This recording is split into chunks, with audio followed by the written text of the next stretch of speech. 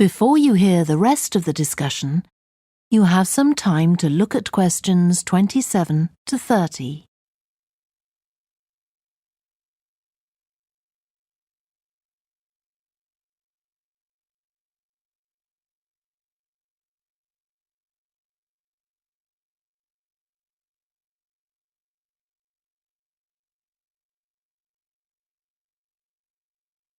Now listen and answer questions 27 to 30. Now, when we get to our findings, I thought we could divide them up into the different zones we identified on the shore and the problems organisms face in each zone. So for the highest area... The splash zone? Yeah, we found mostly those tiny shellfish that have strong hard shells that act as protection.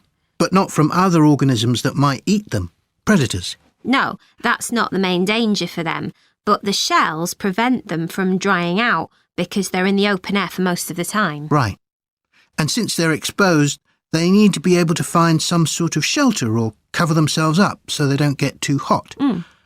Then in the middle and lower zones nearer the sea, we need to discuss the effects of wave action. Yes, and how organisms develop structures to prevent themselves from being swept away or even destroyed by being smashed against the rocks. I haven't done anything on the geological changes. I don't know what to put for that. No, we weren't concentrating on that. Maybe we need to find some websites. Good idea. I've got the lecture notes from Mr. Blake's geology course, but they're too general. But we could ask him which books on our reading list might be most helpful. Right. OK. Now, I did a draft of the section of sources of possible error in our research, but I don't know if you agree.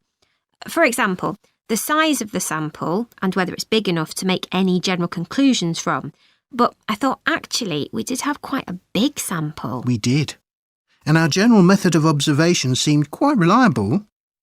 But we might not be all that accurate as far as the actual numbers go. Yeah, we might have missed some organisms, if they were hiding under a rock, for example. I wasn't sure about the way we described their habitats. I decided it was probably OK. Yeah, and the descriptions we gave of the smaller organisms, they weren't very detailed, but they were adequate in this context.